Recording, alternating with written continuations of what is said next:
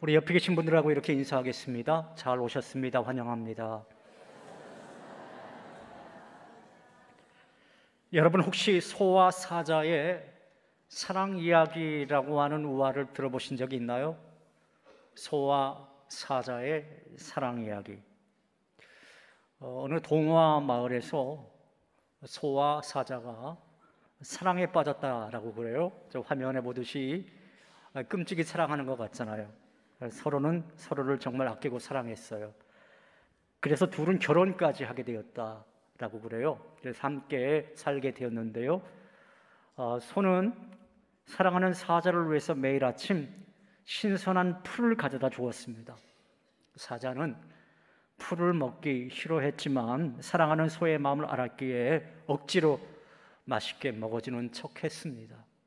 사자도 사랑하는 소를 위해서 매일 아침 신선한 고기를 잡아다 주었습니다. 소는 고기 먹기 정말 힘들었지만 사랑하는 사자의 마음을 알기에 맛있는 척 먹었습니다. 그런데 결국 소와 사자는 사소한 문제로 다투다가 끝내 헤어지고 말았다라고 합니다. 헤어지면서 서로에게 한 말이 있는데요. 바로 이 말이었습니다.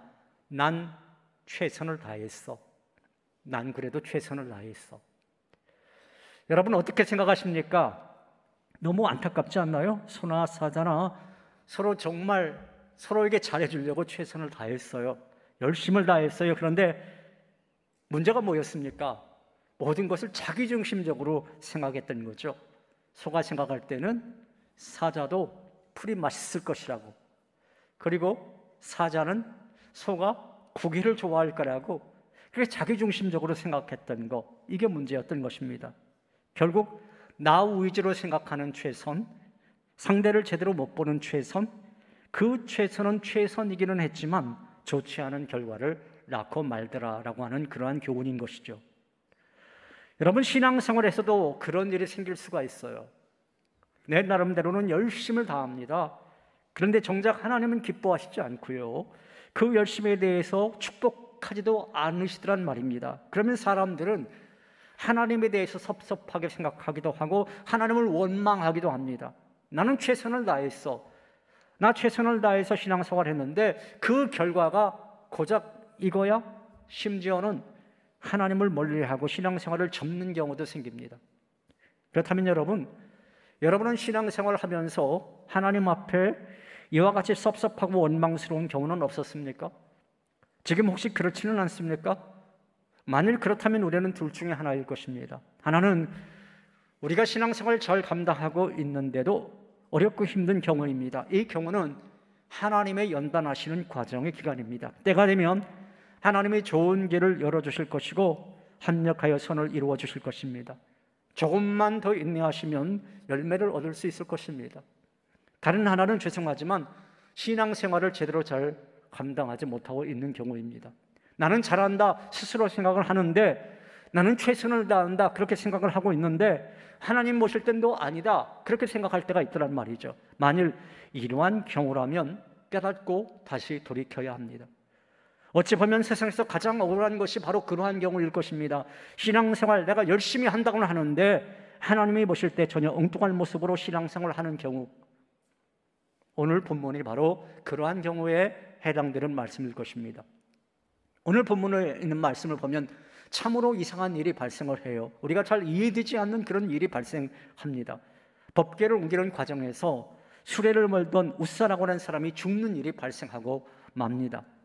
아주 경사스러운 날이었어요. 그것도 70년 이상 방치되었던 그 법궤를 이제 잘 모시기 위해서 다윗성으로 가져오는 이 성스러운 날에 그만 웃사가 죽고 만 거예요. 결론부터 말하면 그것은요, 웃사가 신앙생활 제대로 잘 감당하지 못했기 때문에, 아니 잘못 감당했기 때문에 그러한 것입니다. 여기서 우리는 우리 스스로에게도 한번 질문을 해볼 수 있어야 할 것입니다. 나는 정말 하나님 앞에서 바른 신앙생활하고 있는 것인가? 나는 지금 하나님을 실망시키고 있지는 않은가? 한번 생각해 봐야 할 것입니다. 사랑하는 여러분, 아무쪼록 오늘 성경 말씀을 우리가 함께 살펴보면서 우리 스스로의 신앙을 돌이켜보는 그러한 귀한 시간이 되시기를 주님의 이름으로 축원합니다. 먼저 우사의 죽음이 무엇인지 이해하기 위해서 우리는 법궤가 어떤 것인지 이해할 필요가 있을 것 같습니다. 법궤, 이스라엘에게 있어서 정말 소중한 존재였죠. 법궤 속에 여러분 무엇이 담겨져 있습니까? 저 화면에 보이는 것처럼 세 가지가 담겨져 있었죠. 십계명, 돌판, 그리고 아론의 쌍난 지팡이, 만나를 담은 항아리가 들어있었습니다. 그 중에서 물론 가장 중요한 것은 십계명 돌판이겠죠. 이 법궤는 무엇을 상징했느냐? 하나님의 임재를 상징했어요. 하나님은 무소부재하시지만 어느 곳에나 다 계시지만 이스라엘 백성에게 보이지 않는 하나님의 임재를 확인시켜주기 위해서 바로 이 법궤를 사용하신 것입니다. 오늘 본문의 사건은 다윗이 블레셋에게 빼앗겼던 법궤를 자신의 성으로 옮기려 할 때 일어난 그런 사건이에요. 다윗의 원수였던 그 사울 왕이 이제 죽게 돼요. 다윗은 먼저 헤브론에서 유다 백성들로부터 왕으로 추대가 되어집니다. 그리고요, 헤브론에서 7년 6개월 머물다가 예루살렘 땅까지 다 정복한 뒤에 이제 도읍지를 예루살렘으로 옮기려고 합니다. 일명의 천도인 것이죠. 천도. 왜냐하면 그 예루살렘이 아주 중요한 지정학적 위치에 있었습니다. 이 두 가지 점에서 중요했었는데요. 그 하나는 뭐냐? 천혜의 요새였습니다. 웬만한 공격에서 무너지지 않는 그런 요새였어요.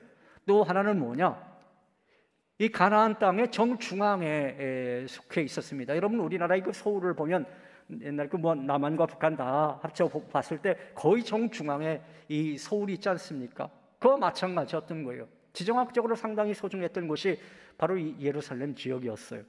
다윗은 이제 이스라엘을 계속 괴롭히던 블레셋과의 전투에서 연전연승을 하게 됩니다.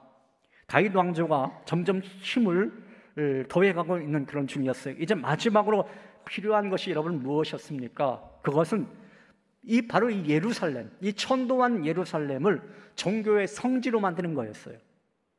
그렇게 하기 위해서는 뭐가 필요했느냐? 법궤가 필요했던 것입니다. 하나님의 궤가 필요했던 거예요. 자, 그런데 그동안 하나님의 궤가 어디에 있었다고요? 아비나답의 집에 있었어요. 70년 동안에. 그래서 이제 법궤를 운반하고자 하는 프로젝트를 세웠던 것입니다. 그런데 본문 1절에 있는 말씀 보면요, 백성들이 대표 3만 명이 동원되었어요. 자, 다윗이 그렇게 사람들을 동원시켰던 이유가 뭘까요? 그건요, 백성 전체의 내부 결속을 위한 정책 때문이었습니다. 내부 결속을 위해서 그러한 큰 어떤 이벤트, 대규모 행사가 꼭 필요했었거든요. 어떻게 보면 오늘날 월드컵 축구대회가 그런 역할을 한다, 그렇게 말을 할 수 있지 않겠습니까? 왜 월드컵 축구대회를 그 나라에 위치를 하나요? 어떤 그것을 통해서 내부 결속이 이루어지지 않습니까? 우리나라도 그 월드컵 축구대회 때 여러분 어떠했나요? 난리였지 않습니까? 그냥 길거리 지나가도요, 그냥 대한민국 요 소리만 딱 네 글자만 해도 뭐가 나왔죠? 박수가 나왔잖아요. 박수도 똑같았어요. 어떻게 해요? 이거였지 않습니까? 그냥 대한민국 하면 그냥 클락션도 딱 누르기만 하면 딱 그거로 통일이 되었습니다.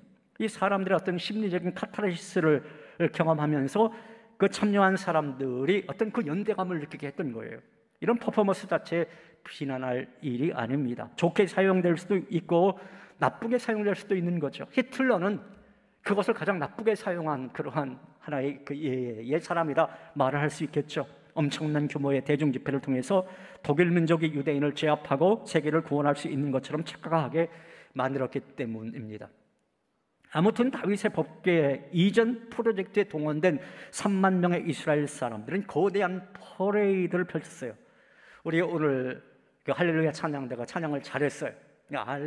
할렐루야 해가면서 찬양 잘했잖아요. 거기 가사에 보면 뭐 여러 가지 악기 이름도 나오고 그러대요.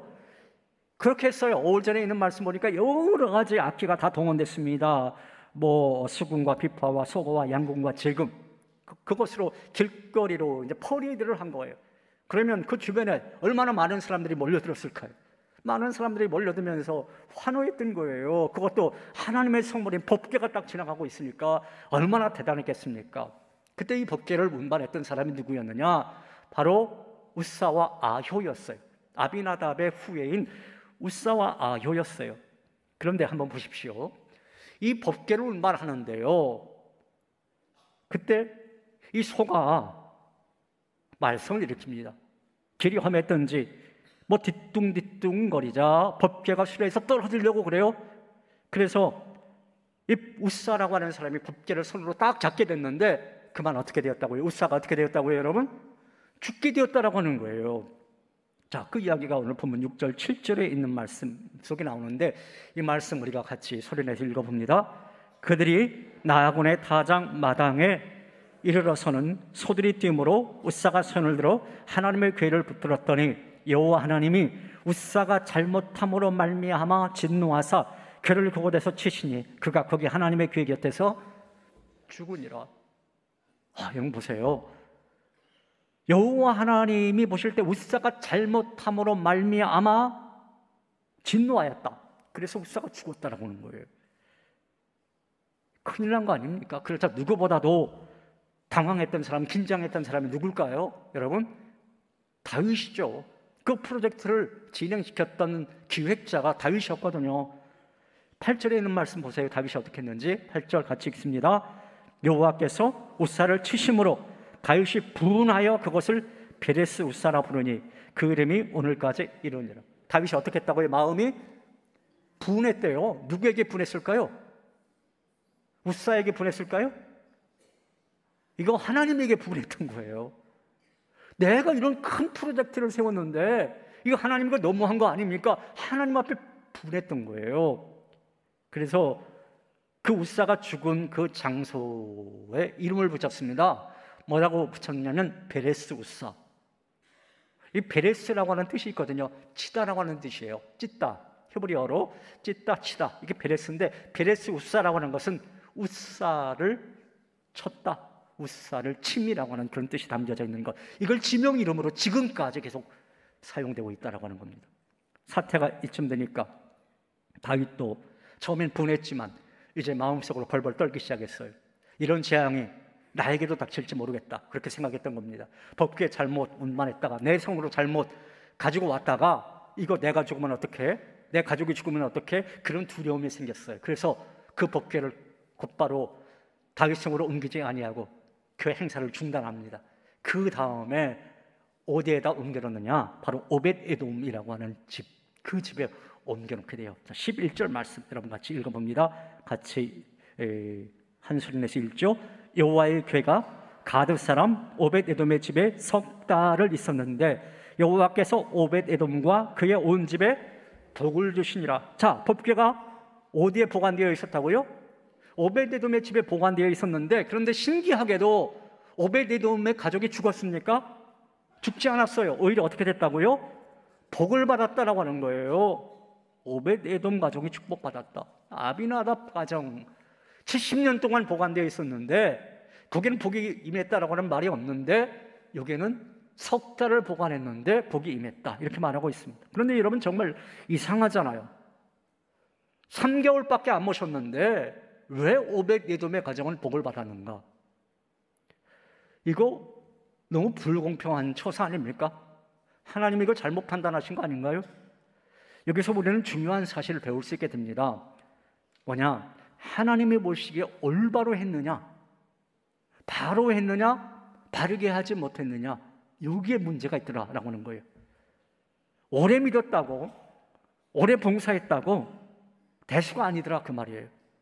신앙생활을 얼마나 오래 했는가, 그 길이보다 신앙생활을 얼마나 바로 했는가, 똑바로 했는가, 그 신앙의 태도와 그 신앙의 방식이 더 중요하다라고 하는 말씀이 오늘 본문 속에 나와 있는 거예요. 그렇다고 여러분 신앙의 연조 무시해도 된다, 이 말 결코 아닙니다. 신앙의 연조가 기본적으로 중요해요. 1년 믿은 사람보다 당연히 5년 믿은 사람, 10년 믿은 사람, 20년 믿은 사람, 그 신앙이 더 낫죠. 가급적이면 요셉이나 또 사무엘처럼 모태 신앙으로 평생 동안 신앙생활 잘 감당하는 사람, 그 사람의 신앙이 훌륭한 겁니다. 하지만 신앙의 연수가 길다고 무조건 좋다라고 하는 것은 아니에요. 오히려 뒤늦게 믿어도 신앙생활 잘하는 사람들이 있습니다. 오늘 이제 새가족 환영회 있는 날인데 새가족분들 늦게 우리 교회에서 신앙생활 했을지라도 잘할 수 있는 거예요. 반대로 일찍 믿었어도 항상 제자리인 경우도 있는 겁니다. 아니, 후퇴하는 경우도 있어요. 사랑하는 여러분, 부디 저와 여러분은 오래 믿는 것을 자랑하는 것이 아니라 하나님을 올바로 믿는 참된 신앙인의 삶을 사시기를 주님의 이름으로 축원합니다. 그렇다면 오늘 사무엘서가 우리에게 말씀하고자 하는 그 교훈, 바른 신앙의 기준은 과연 무엇일까요? 저는 두 가지로 나누어서 오늘의 메시지를 여러분에게 전하겠습니다. 첫째로, 바른 신앙의 기준은 말씀대로 믿고 그 말씀대로 살고 있느냐에 달려있다라고 하는 거예요. 한번 따라해보겠습니다. 말씀대로 믿고 그 말씀대로 살고 있느냐. 여러분, 하나님께서 왜 우사를 치셨던 것일까요?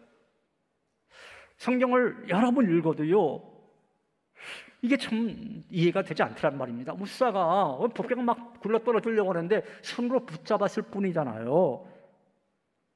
그게 뭐가 잘못됐단 말입니까? 여러분, 이 대목이 이해가 되시나요? 하나님은 어떤 하나님이시라고요?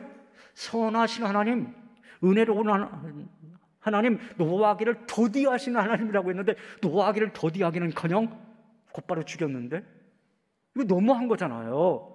공중의 새 한 마리도 아끼시고 또 들의 풀 한 포기도 사랑하시는 분이 하나님이시라고 시편은 말하고 있는데, 어떻게 법궤 땅에 떨어지려고 하는 거 그거 손에 딱 잡았다고 왜 우사를 죽이느냐, 그 말입니다. 여러분, 이해가 돼요? 저는 이 대목이 이해가 되지 않더라고요. 혹시 어떤 이유로 하나님의 심기가 불편했다 칩시다. 그렇다고 해도 죽일 필요까지는 없잖아요. 오랜 시간 신학자, 목회자, 성경 주석가들이 이 문제에 대해서 거꾸로 물어본 겁니다. 연구하고 연구를 해요. 왜 하나님이 우사를 죽이셨던 걸까? 이에 대한 성경적 대답은 바로 이것입니다. 그가 법궤를 옮기는 방법을 어겼기 때문에, 말씀대로 하지 않았기 때문에 그런 거예요. 말씀대로 믿고 말씀대로 살았어야 되는데 그렇게 하지 않았기 때문에 그랬던 것입니다. 법궤를 어떻게 운반했다고요? 3절에 있는 말씀 한번 보실까요? 어떻게 운반했는지 같이 한번 이 말씀 읽어봅니다. 그들이 하나님의 궤를 새 수레에 싣고 산에 있는 아비나답의 집에서 나오는데 아비나답의 아들 우사와 아효가 그 새 수레를 모니라. 자, 법궤를 어떻게 운반했다고요? 새 수레에 싣고. 수레도요, 새 수레. 한마디로 요즘 말할 것 같으면 롤스로이스 차 같은 거 있잖아요. 벤틀리 같은 차. 거기에다가 이제 법궤를 모신 거예요. 얼마나 신경 많이 쓴 겁니까? 그런데 그게 문제였다. 왜요? 하나님의 말씀이 그렇게 되어 있지 않거든요. 출애굽기 한번 볼까요? 출애굽기 25장 13절 14절 자막을 보면서 같이 읽어봅니다. 조각목으로 채를 만들어 금으로 싸고 그 채를 그의 양쪽 고리에 꿰어서 궤를 매게 하며. 자, 법궤를 어떻게 운반하라고 했다고요? 매라. 사람의 어깨에 맬 수 있도록 만들었던 겁니다. 자, 화면을 한번 그림을 보여주시죠. 저렇게 했어야 돼요. 저게 하나님의 방법이었어요. 예, 양강나팔을 앞에서 불고요, 고아 자손들이 저렇게 매라고 했던 겁니다. 어깨에 매라. 아무나 손대라고 한 것도 아니에요. 고아 자손들, 레위지파 고아 자손들로 하여금만 매라, 이렇게 했는데 어떻게 했다고요? 자기 나름대로 새 수레를 만들고 거기다 만져서는 안 될 성물을 만지고. 하나님에게 법궤는 거룩입니다. 한마디로 거룩한 것을 만져서는 안 되는데 만지지 말아야 될 사람이 만졌다라고 하는 거예요. 여러분, 우사는요, 열심이 없어서 죽은 것이 아니었어요. 말씀대로 하지 않았기 때문에, 말씀대로 하지 않은 그 열심이 그를 죽게 만든 겁니다.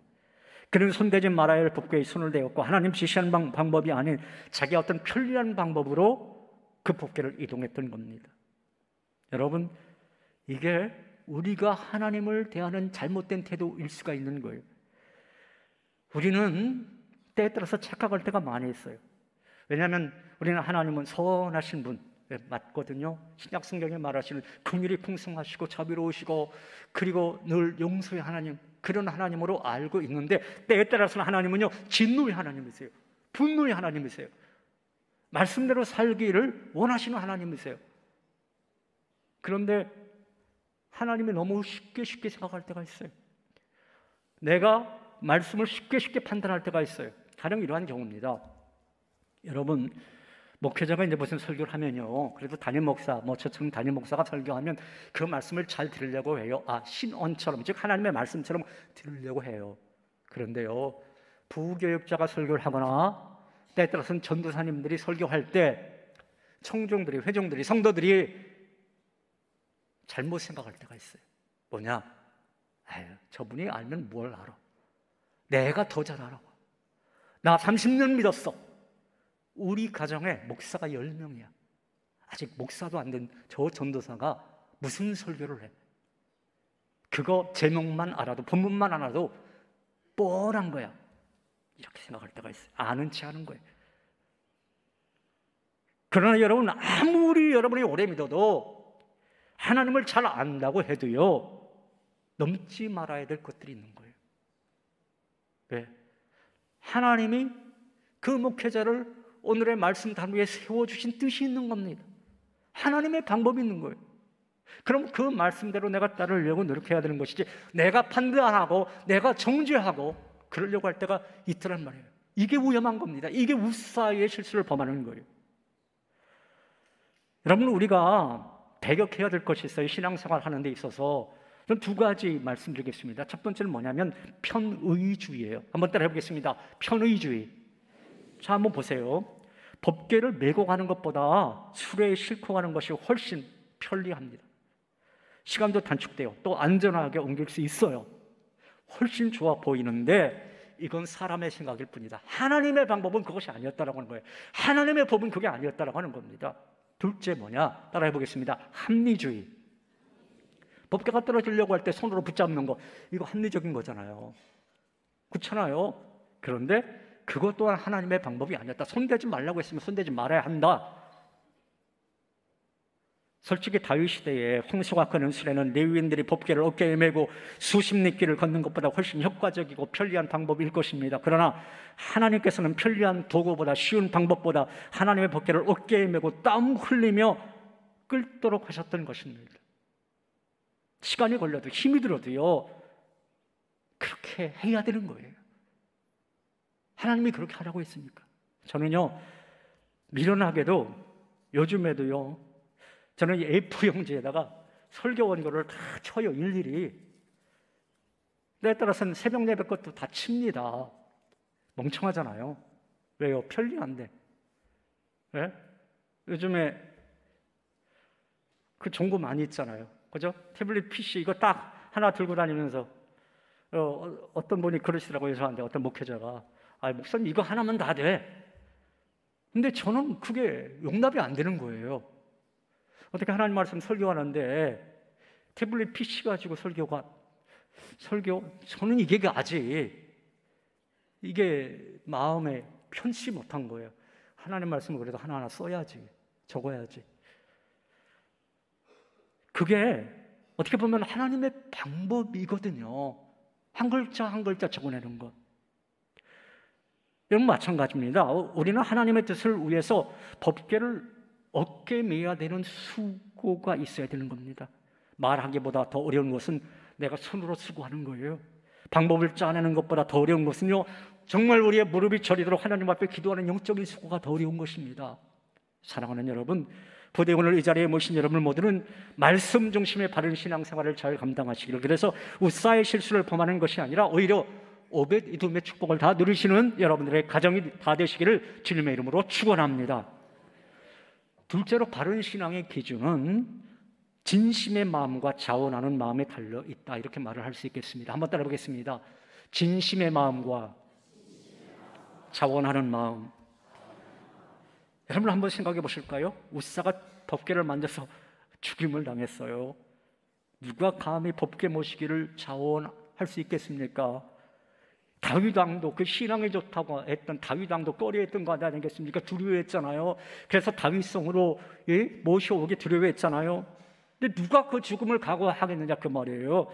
한마디로 당시의 법궤는 깊이 대상이었어요. 그런 상황에서 오벳에돔이 그 일을 맡았다. 그리고 진심으로 그 사역을 감당했다라고 하는 거예요. 오늘 보면 9절 10절에 있는 말씀이 그렇게 말씀하고 있습니다. 증언하고 있습니다. 한번 9절 10절 같이 읽어봅니다. 다윗이 그날에 여호와를 두려워하여 이르되 여호와의 궤가 어찌 내게로 오리오하고 다윗이 여호와의 궤를 옮겨 다윗성 자기에게로 매역하기를 즐겨하지 아니하고 가뎃 사람 오벳에돔의 집으로 매역한지라. 다윗이 두려워했다. 여호와의 궤가 나에게 오는 거 두려워했다. 왜? 길바닥에서 사람이 죽었어요. 옮기다가. 이거 그동안은 막 3만 명 동원해가지고 퍼레이드까지 했는데 즐겨하지 않았다. 그래서 이거 우리 집에 잘못 들어오면 큰일 날 것 같다라고 해서 오벳에돔의 집으로 매역하게 했다. 자, 그런데 여러분 한번 보세요. 오벳에돔의 집이 어디에 있었느냐? 10절에 있는 말씀 보니까 가드라고 하는 그 지명이 나오네요. 가드라고 하는 지명은요, 오늘 이 사건이 일어난 곳이 다곤의 타작마당이에요. 다곤의 타작마당에서 우사가 죽었는데 다곤의 타작마당은 예루살렘 성 근처예요. 아니 뭐 바로 그 주변인 겁니다. 근데 가드는요 거꾸로 또 한참 가야 되는 거예요. 멀리까지 가야 되는 거예요. 이거 무엇을 말해주는 겁니까? 예루살렘 성 안에는, 또 예루살렘 근처에는 법궤를 가지고 가려고 하는 사람이 없었다라고 하는 거예요. 그거 우리 집에 잠시 보관해 두겠습니다. 나서는 사람 아무도 없었다. 왜 그랬을까요? 죽을까 봐. 내가 죽을까 봐. 다 도망갔어요. 다윗조차도 도망갔잖아요. 근데 그것을 가지고 온 사람이 누구냐? 지난주에 우리가 위트니스 공연팀이 와서 뮤지컬 공연을 봤잖아요. 억지로 십자가를 진 그 사람의 이야기 우리가 봤잖아요. 그죠? 그 사람 이름이 누구죠? 예, 구레네 시몬이었잖아요. 구레네 시몬 이야기 우리가 다 봤어요. 어떻게 보면 주변에 있는 사람도 억지로 그걸 가져가야 되는데 오늘 오벳에돔은 억지로가 아니라 자원하는 마음으로 그 법궤를 가지고 왔다라고 하는 겁니다. 진실한 마음으로. 그런데 여러분, 하나님께서 어떻게 하셨는지 아세요? 이 오벳에돔의 집에 큰 복을 내리셨다라고 하는 거예요. 오늘 보면 11절에 큰 복을 내렸다라고 하는 그 대목이 나오는데 아주 더 기가 막힌 대목이 나옵니다. 역대상 13장 14절 말씀 속에 이 거의 같은 비슷한 이 말씀이 나와요. 자, 자막을 보면서 이 말씀 같이 읽어볼까요? 하나님의 궤가 오벳에돔의 집에서 그의 가족과 함께 석 달을 있으니라. 여호와께서 오벳에돔의 집과 그의 모든 소유에 복을 내리셨더라. 하나님께서 오벳에돔과 그 집을 어떻게 했다고요? 복을 내렸다. 크게 축복했다. 온 가족이 화목하고 평안에 넘쳤다. 물질의 축복을 많이 받았다. 부자가 되었다. 유대 역사가 요세푸스라고 하는 그 유명한 분이 있거든요. 이분이 이 주석을 달아 나온 부분을 봤는데 그 오벳에돔의 집이 원래는 가난했었대요. 무척 가난했었는데 그 계기로 큰 부자가 됐다라고 하는 그런 이야기가 있더군요. 그뿐만 아니라 우리가 성경을 잘 읽어보면 오벳에돔의 후손이 큰 복을 받는 것을 볼 수가 있어요. 대대로 법궤를 지키는 그 문지기 사역을 잘 감당했다라고 하는 겁니다. 요즘 뭐 문지기라고 해서 요즘 뭐 그런 문지기가 아니에요. 성물을 관리하는 그런 사람이 되었다라고 하는 거예요. 역대상 26장 8절에 그 말씀이 있네요. 자, 이 말씀 또 자막을 들어주세요. 읽어봅니다. 이는 다 오벳에돔의 자손이라. 그들과 그의 아들들과 그의 형제들은 다 능력이 있어 그 직무를 잘하는 자이니 오벳에돔에게서 난 자가 62명이며 62명의 후예가 다 잘 살게 되었다. 다 하나님의 사역을 잘 감당하는 그런 사람이 되었다고 성경은 기록하고 있어요. 여러분 한번 보세요. 우리가 잘 생각해 볼 것은 70년 동안 아비나답의 집에 법궤가 있었는데 아비나답의 후손이 잘 되었다고 하는 말은 없어요. 오히려 우사가 죽고 말았잖아요. 그런데 3개월 법궤를 모셨던 오벳에돔의 집에 축복이 있었다. 그 이유가 뭘까요? 여러분, 그 이유가 무엇 때문이었겠습니까? 바로 진심의 마음과 자원하는 마음 때문이었던 겁니다. 한번 따라 보겠습니다. 진심의 마음과 자원하는 마음 때문. 바로 이겁니다. 모두가 피하고 꺼릴 때 오벳에돔은 진심으로 자원했습니다. 잘못하면 어쩌다가 우사처럼 가족 가운데 한 사람이 죽을지도 모르는데 두려운 상황인데 오벳에돔은 진심으로 자원했다. 여러분, 우리 주님께서는 오늘 이 시간 이 자리에 모신 우리들 가운데도 진심으로 자원하는 사람을 찾기를 원하세요. 하나님 사역에. 여러분 마음속으로 들려오는 소리가 있을 수 있잖아요. 그게 뭘까? 나에게 하나님이 속삭이는 그 소리가 과연 뭘까? 사랑하는 여러분, 저는 오늘 이 자리에 모신 여러분들이 오래된 신자나 또 새롭게 우리 새교회의 교우된 우리 새가족 여러분들이나 정말 하나님 사역에 진심으로 자원하는 사람이 되어서 그 사역을 잘 감당하심으로 말미암아 오벳에돔 가정에 축복을 누리시는 그러한 은혜가 있기를 주님의 이름으로 축원합니다. 이 시간 우리 함께 찬양했으면 좋겠어요. 주는 완전합니다 라고 하는 이 찬양 우리 같이 한번 해볼까요?